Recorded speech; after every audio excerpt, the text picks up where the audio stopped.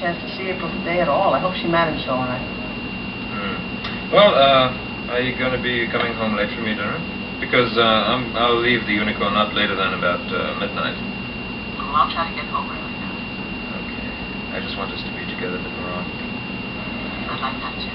I do love you, you know, you beast. I love you too. You think you're in the proper frame of mind? Yeah, I can't let the situation go on any longer. I gotta go over there now. Well, all right, Miles, but if you need anything, let me know. Thank you, Mark. Thank you for everything. Nancy decided to give Mr. Hayes another chance to tell his story and to make good on the money he got out of us. Considering all the stunts that guy's pulled, I don't think that was too wise. I'm concerned too, Mike.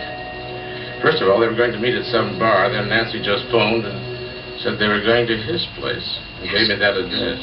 Joe, that guy's got something up his sleeve. I was just about to call a friend of mine up at the 8th Precinct and ask him to go over there and make sure everything was all right.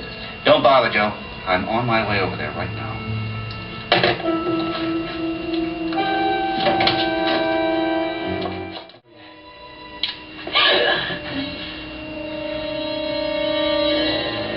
What are you going to do?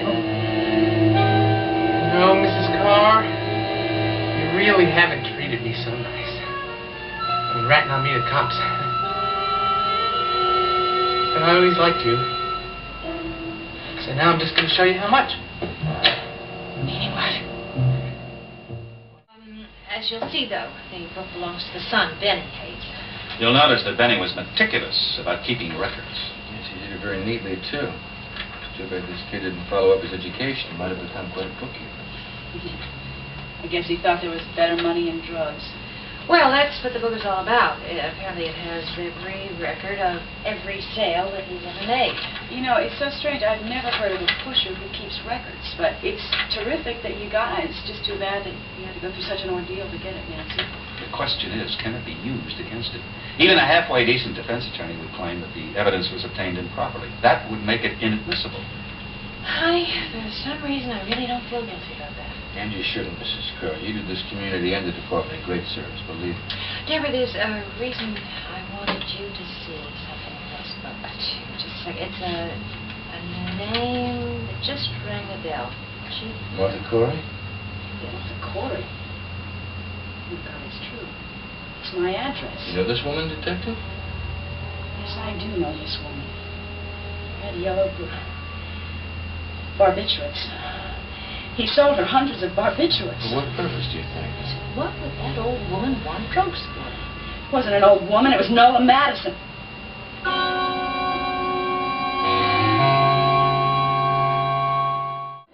Margo!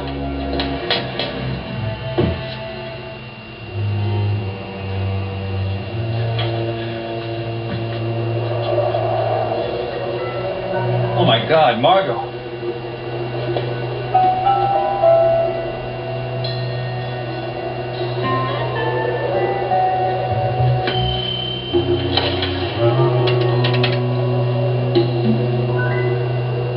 I need an ambulance right away.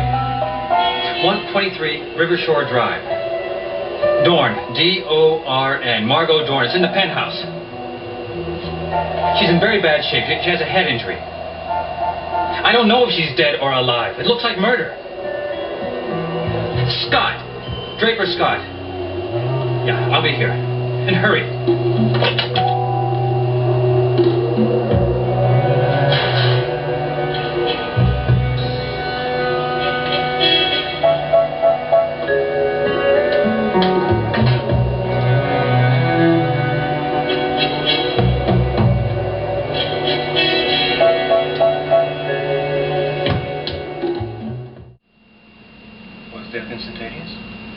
No, it wasn't. Perhaps the blow was slightly glancing or didn't have tremendous force behind it. However, there was a very great deal of intracranial pressure which we were unable to relieve. And death followed approximately 48 hours later. Did she ever recover consciousness? Actually, there was a very brief period of consciousness, highly unusual in such cases. I would say that Mrs. Dorn had a great will to live. Well, during these brief periods of consciousness, did she speak? She made a few incoherent sounds. But wasn't there one time when the sounds she made were quite clearly coherent? There was a moment when she made an audible sound, which I suppose you could call speech. When was this? It was during a visit from her daughter. Her daughter was constantly at her bedside. So, visit may not be the appropriate word. Was anyone else there at the time? Yes, I was there. All right then, Doctor. You please tell the jury exactly what April Scott asked her mother and what her mother replied. Objection, Your Honor. Instead of hearsay evidence, why doesn't Mr. Nelson question the party directly involved? Your Honor, the doctor stated that he was there. How much more directly involved can you be? I'll deny the objection. Thank you, Your Honor. Go ahead, Doctor. What did April Scott say? I'm sorry, I didn't hear you. I said, what did April Scott say? She desperately wanted her mother to speak, to say something. Something that would exonerate her husband. That seems only natural. Can you remember the exact way that she phrased the question carefully? She said, "Tell them Draper is innocent." Draper is innocent. Now, what was the answer? Mrs. Dorn. Dr. Cory, please speak up for the jury. Yes, I'm sorry. Mrs. Dorn said, no. Draper is innocent, and the answer was no. Is that correct? Yes. Mrs. Dorn said, no. Well, I have no particular reason to remember the date. Or the discussion? I remember the discussion, all right. Good. What was it about? I can't see why that matters. It matters to me, Mr. Dorn, and it may matter to this case. All right, we discussed our marital relationship and the arrangements that had to be made. But you don't recall when this discussion took place? I'm afraid I don't. Would it help if I refreshed your memory? Your Honor, I don't see how this... Isn't it a fact that the last time you saw your wife was the night of January 25th, the night Margo Dorn was clubbed to death? Well, certainly not. Isn't it a fact that you decided to call on your wife that evening to renew your plea for a divorce? No. And isn't it a fact also that you desperately wanted that divorce so you could marry Mrs. Nola Madison, and that Margo Dorn refused to set you free?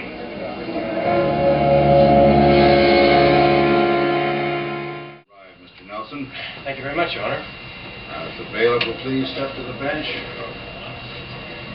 What in the world is going on? I wish I knew. You don't think this woman really exists, do you? I'd be very surprised if she does. She can't exist. Elliot is lying. Elliot was at Margo Dorn's apartment that night. What the hell is going on? I don't know what's going on. This guy says he can produce this woman, huh? And right now, the only way to save our bacon is to remove all suspicion from Eliot Dorn. That is what you want, isn't it, to win this case?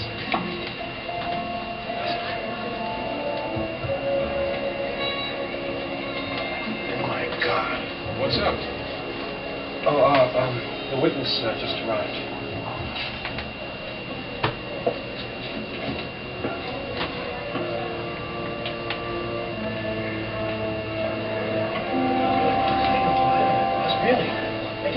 Mr. Nelson, is this your witness? Yes, Your Honor, it is. The prosecution would like to call Miss Raven Swift to the stand. Miss Raven Swift, please take the stand.